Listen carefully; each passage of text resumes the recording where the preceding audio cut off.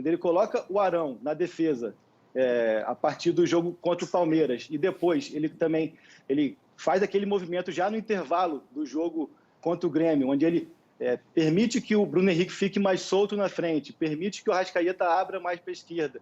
E com esse movimento, acho que o Felipe também entra muito mais, como fazia anos atrás, pelo meio. Acho que o time funciona muito mais, principalmente porque esses jogadores ficam mais confortáveis nessa organização. Então, acho que como o Serginho disse, é consequência, e se fosse ter uma causa principal, acho que passa muito pela coragem do Rogério de entender um pouco do que é esse ambiente, do que torna esse elenco mais confortável e de apostar tudo, deu o famoso all-in, quando ele estava ali já sem margem de erro, sem margem para vacilar, e a grande coragem dele principal, a gente fala muito do Diego, do Gerson, para mim foi trazer o Arão e entender, não, esse time aqui, quanto mais ele tiver a bola, menos eu vou ter que me preocupar com o adversário, menos eu vou ter que defender.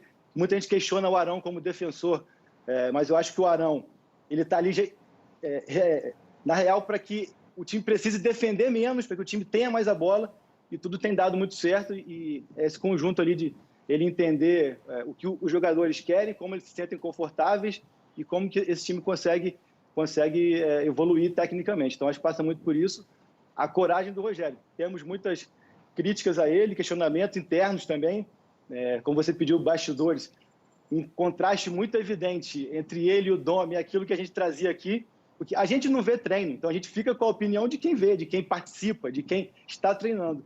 E ao mesmo tempo que o Domi era criticado e questionado pelos treinos, o Rogério é muito elogiado pelos treinos. A gente vendo o jogo, por muito tempo a gente não entendia muitas situações. A performance não era a esperada. Mas parece que agora ele conseguiu colocar em prática no jogo o que ele vem treinando. E esse Flamengo que não só arranca, não só encosta no Inter, como convence, como passa uma confiança para o torcedor, né? A gente está passando estatísticas do Arão como zagueiro. E o Pedrinho, eu interrompi o Pedrinho para chamar o Caê. Agora é contigo, Pedrinho. Só pegar um ganchinho dessas estatísticas, André. Hoje o parâmetro mudou. Por exemplo, o Arão tem 4 faltas. A linha defensiva hoje, os 2 zagueiros, eles têm menos confrontos individuais, né, do que antigamente pela marcação em linhas. Os confrontos, eles são muito mais pelas beiradas, né? Os laterais têm mais um duelo com o extremo, então a tendência é que esses caras façam mais falta. O zagueiro, teoricamente, faz menos falta. Aí tem a ideia de jogo que o cara tem mais posse de bola, então menos ele corre atrás do seu adversário, menos contato. Eu dou sempre o exemplo do Pablo Mari, com o Jorge Jesus. Do Pablo Mari a gente só viu as qualidades, que tinha bom passe, bom cabeceio, mas ele era lento. Só que a gente não via isso porque ele não tinha esse confronto. O Flamengo não sofria, o Flamengo ficava com a bola. Então eu só explorava o ponto positivo do Pablo Mari. Eu só ia ressaltar o que o Serginho falou sobre sincronismo de movimentos. Teve um lance que ficou muito evidente, que o Vasco estava trabalhando a bola e o Rogério fala assim, calma, calma. Quando o Vasco dá o passe para trás, ele fala pressiona. O sincronismo é justamente isso, porque tem indicativos na hora de você pressionar. Pressiona, sobe a linha. Quando chegar no jogador tal, porque às vezes tem menos qualidade, e ele tiver virado para o seu próprio campo, você pressiona, que ele está de costas. Então o sincronismo, ele passa não porque é uma coisa assim, ó, agora vamos pressionar. Não, tem algumas informações. Passe para trás, pressiona. Jogador com a bola coberta, que a gente fala de costas, né, de frente para o seu próprio campo, você pressiona. E isso leva tempo. E o Rogério, ele vai ali orquestrando, né? E isso é bom para a gente ouvir, né? Não tem torcida, então a gente consegue ouvir as informações. Então é muito interessante. Só uma analogia ao futebol americano, André. Os torcedores no futebol americano, eles tentam entender as estratégias do seu time e do adversário, né? Eles veem o jogo de outra forma, né? Aqui a gente torce, né? Ganha, perde, você não quer saber como, né? E depois que eu vim para a televisão, eu começo também a observar o jogo de uma forma diferente, né? Começar a ver quais são as estratégias, do porquê das coisas. Então, é muito interessante. Eu queria bancar o advogado do diabo num detalhe só, advogado do diabo mesmo. É claro que quando o Flamengo aponta na reta e está 2 pontos atrás, todo mundo no Brasil sabe que o Flamengo tem o melhor elenco. A surpresa é o Flamengo ter 64 pontos nesse momento da temporada, sendo que no ano passado tinha 78. Né? Caramba! São 14 pontos. Então, é claro que o Flamengo... A gente está todo mundo olhando para o Flamengo, pensando que o time cresceu, o time melhorou. É que você falou um número que me chamou a atenção, porque você falou 4 vitórias nos últimos 6 jogos. 5 vitórias nos últimos 6 jogos. 5 vitórias nos últimos 6 jogos. Perdeu do Atlético Paranaense. Sim, só que são 5 vitórias nos últimos 6 jogos. Mas são 2 derrotas. São 2 derrotas nos últimos 7. Se você fizer a conta dos últimos 10... Perdeu do Ceará e do Atlético. Se você tivesse falado 4 vitórias nos últimos 5 jogos, eu não estaria falando isso aqui. Que a gente pegou um número que não é redondo, né? A gente pegou um número 6 jogos. Por que 6 jogos? Em 5 jogos, o Flamengo tem 4 vitórias e 1 derrota.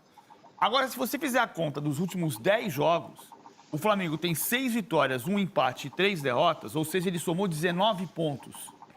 No mesmo período em que o Internacional somou 28. São 9 pontos de diferença.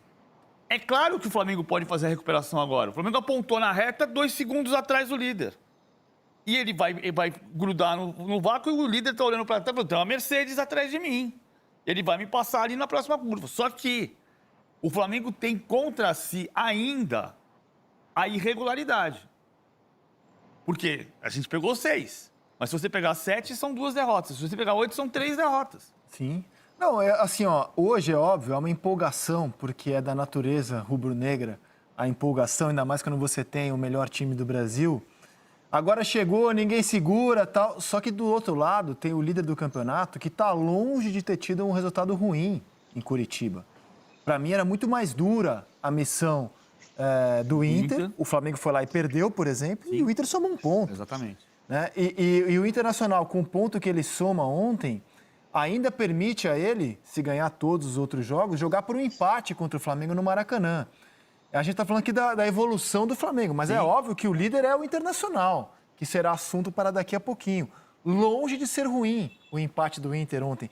Como bem disse o Abel, para mim o Inter somou um ponto ontem, não perdeu 2.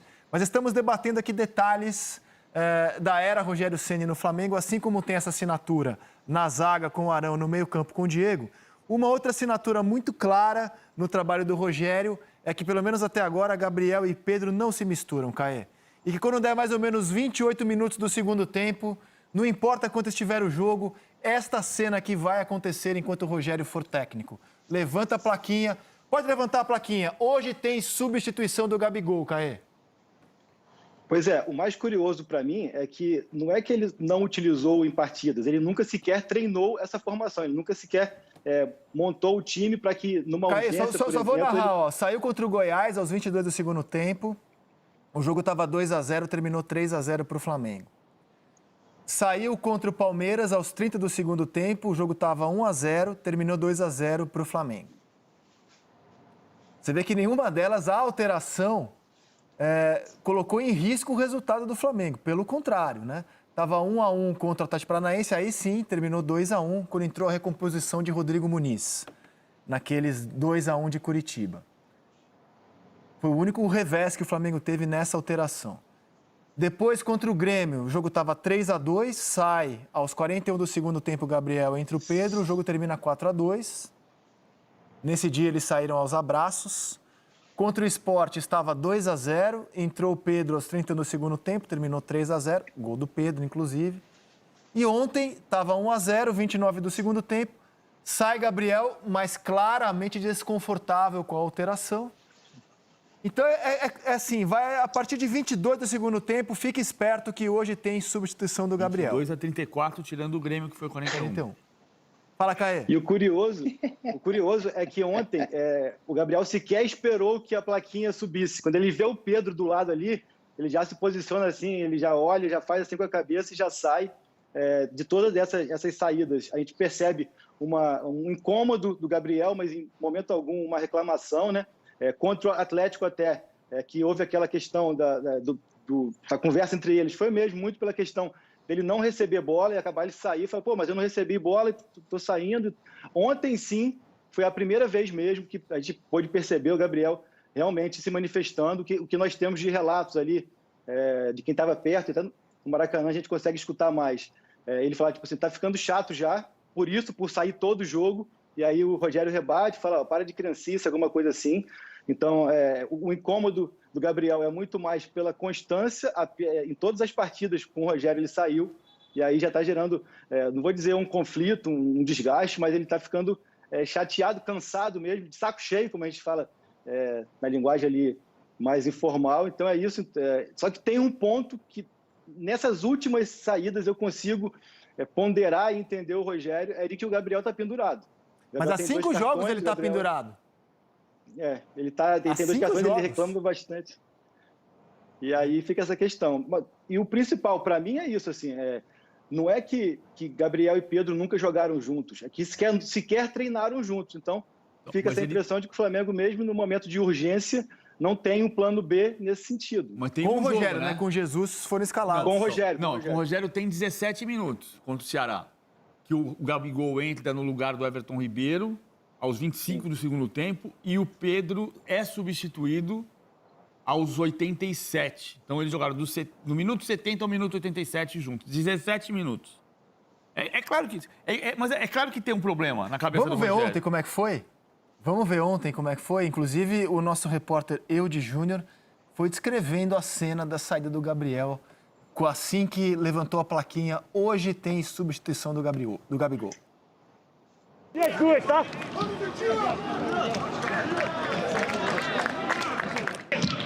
Isso, Gabriel, ficou chato já isso. Para com isso. Ó, ei. Vamos, Vitinho! Vitinho, bora! Rogério, experiente que sabia que isso ia ser assunto, o descontentamento do Gabriel. E pediu pro Gabriel, para com isso. Você já imaginou? É que não aconteceria. O Gabriel podia retrucar, então para de me tirar. O Rogério falando de criancice, mas é claro que... O Rogério era goleiro. Você imagina o Rogério sendo substituído na carreira dele? No São Paulo, impossível. Impossível. Se ele estiver jogando mal, ele pode sair. Não, no São A questão Paulo, do Gabigol é que o Gabriel não está jogando mal. Se ele estiver jogando mal, você pode tirar. Não tem problema nenhum, ninguém é dono do time. Não tem problema nenhum o técnico tirar da equipe. Pelo contrário, ele é o melhor do time, né? Exatamente, ele resolve o jogo, ele soluciona, ele destrói o jogo contra o Grêmio. No finalzinho do jogo, o jogo que você pode jogar até o final, vai lá e tira o Gabriel com 41 do segundo tempo. Então, você vai somando e você tá vendo que o cara tá aborrecido. Você tá vendo que ele tá se sentindo marcado. A questão é essa. Então, assim, faz um afago no cara. Hoje você vai até o final do jogo. Cara, mas o Rogério é um cara... aí, gente. Se a gente for lembrar o que era o Rogério como jogador, o Rogério não vai ceder a apelo popular. Pelo contrário, o Rogério... Vamos voltar no tempo. O Rogério, jogador, maior goleiro, maior ídolo da história do São Paulo. Quando a Maré dizia, por exemplo, o Rogério não pode sair ajoelhado, é aí que o Rogério saía mais vezes ajoelhado mesmo.